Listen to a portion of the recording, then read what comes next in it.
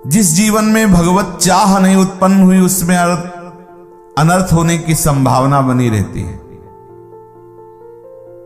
एक एक शब्द अमूल्य है महापुरुषों का। जिस जीवन में भगवत प्राप्ति की चाह, भगवत मिलन की चाह, छक के भजन करने की चाह ये नहीं प्रकट हुई, इसमें अनर्थ की संभावना है। क्योंकि इसी आग में सब चाह भस्म होती, कुछ अच्छा नहीं लगता। जब ये चाह पैदा हो जाती ना केवल भजन की, रात दिन भजन, अधिक से अधिक भजन, फिर कुछ अच्छा नहीं लगने लगता। थोड़ी सी लगन लगती है प्रभु से प्यार करने की तो ब्रह्मादिक के भोग सब विषम लागता है। नारायण ब्रज चंद की लगन लगी है जाए। बहुत महिमा में बात है। यदि भगवत मिलन की चाह, भजन की प्रबल चाह नहीं पैदा हुई तो अनर्थ की संभावना रहती है। वो कहीं ना कहीं कोई न कोई अनर्थ करवा लेगा। बचो यदि अनर्थ से बचना है। भगवान अपने जनों को दुख भेजते हैं, प्रारब्ध से नहीं आता, भेजते हैं। जाओ इसको घेर लेना, ये हमारी माया में ना फंसने पावे, सावधान होकर वैराग्यवान बनकर हमारी तरफ बढ़ता रहे, इसलिए दुख को भेजते हैं। घेर लो इसे।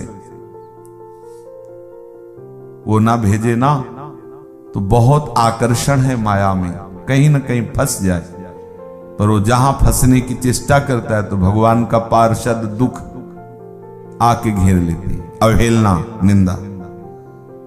अब वो जब फंसता है तो अब उससे बचने की चेष्टा करता है तो रास्ता दिखाई देता है। अगर दुख से बचना है तो एक उपाय है, सुख सिंधु की तरफ बढ़ो।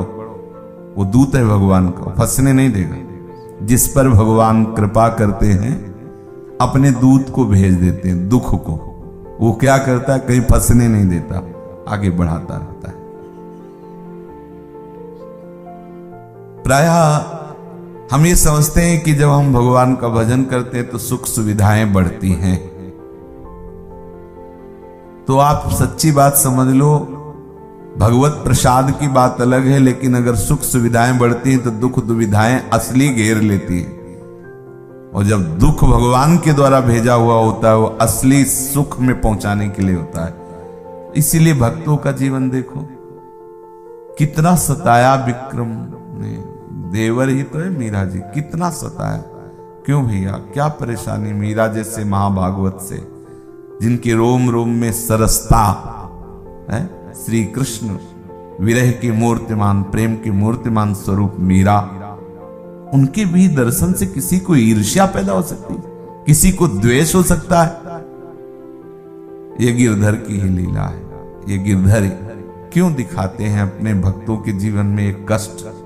हम देख करके समझते हैं कि हमारे बड़े भैया को इतना कष्ट मिला तो उनके छोटे भैया अगर थोड़ा दुख आया है तो हमें सहना चाहिए। हमारे जितने भगत है ना सृष्टि में, सब बड़े भाई हैं, गुरुजन हैं। हम सो इन साधुन सो पंगत, ये हमारा परिवार है।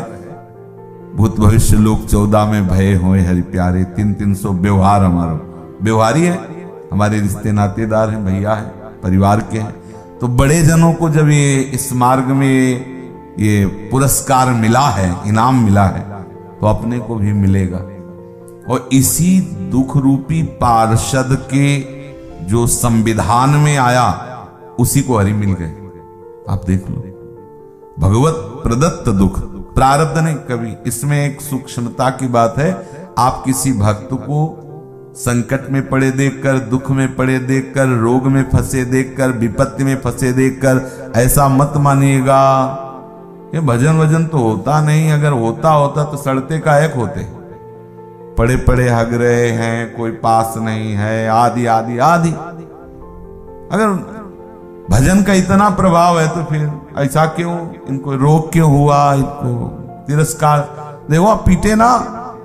अगर भजन होता तो भक्तों की रक्षा भगवान करते हैं, वहीं चमत्कार हो जाता। देखो ये अलग प्रोसेस चल रहा है उनका, प्रभु की तरफ से भेजा हुआ दुख, भेजी हुई विपत्ति, और उनको उठा करके प्रभु अपने श्री चरणों तक लाने के लिए अपने पार्षद को भेजा। ये दुख, ये रोग भगवत पार्षद है, ये प्रारब्ध नहीं है भक्त का। महापुरुषों के वचनों से हर संशय नष्ट हो जाता है।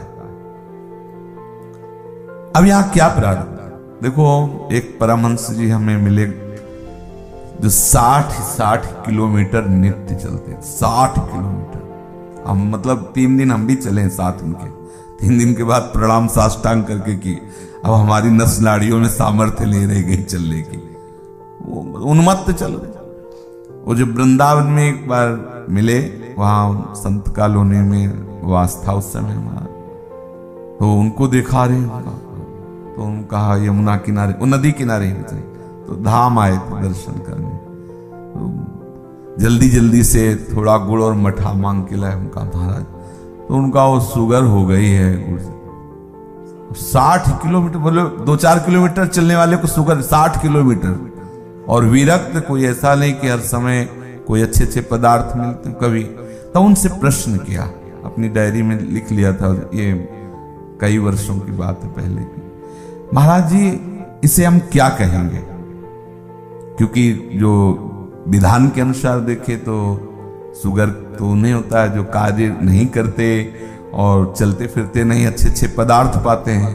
आपको तो हमने देखा है कि 2-2 दिन भी भोजन न मिले, नदी किनारे भ्रमण करने, तो ये क्यों, ऐसा क्यों हुआ? तो उनका इसका क्यों का उत्तर नहीं दिया जा सकता।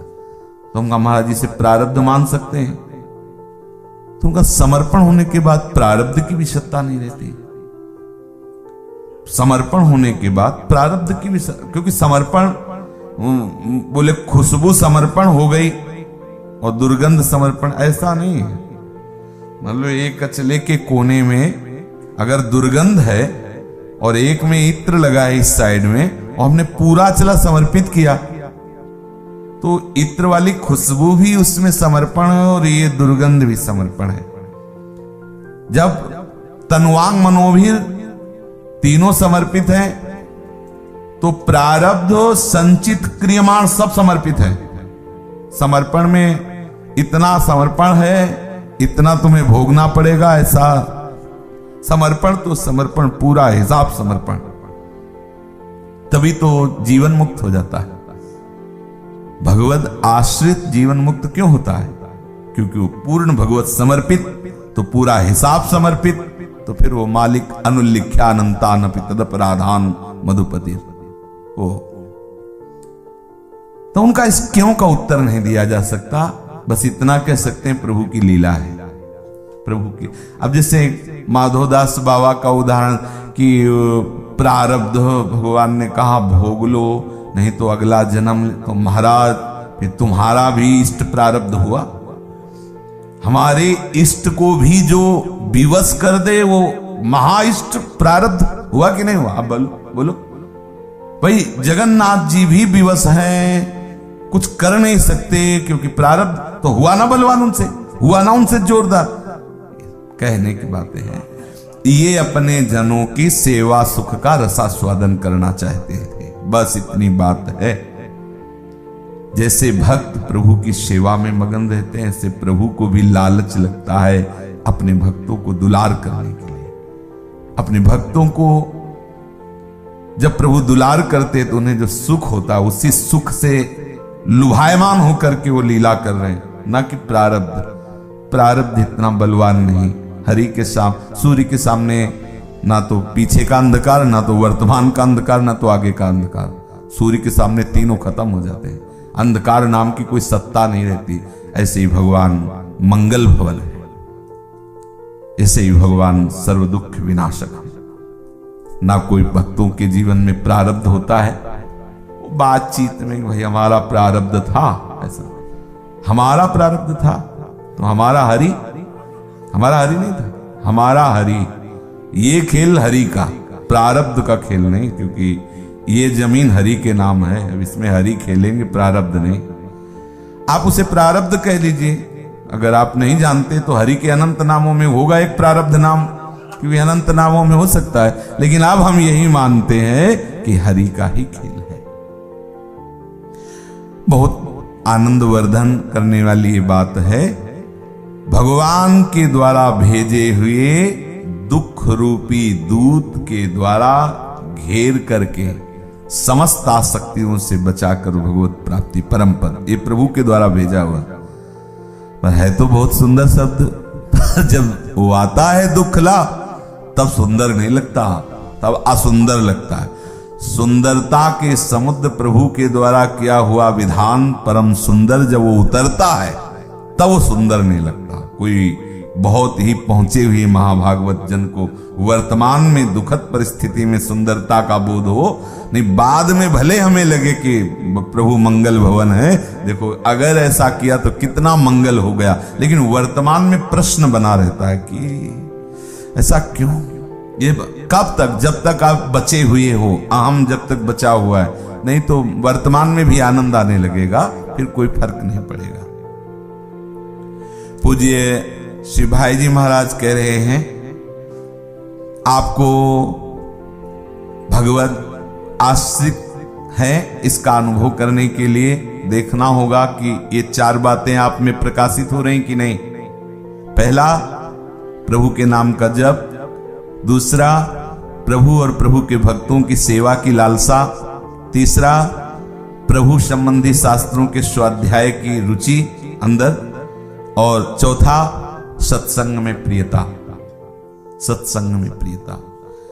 अगर आप भगवद आश्रित हो रहे हैं तो आप में 4 बातें प्रकाशित होने लगेंगी। लक्षण है ना कि आपका बुखार उतर रहा है तो आप में भोजन में रुचि होने लगेगी, आपका मन ऐसा, आपका तन ऐसा।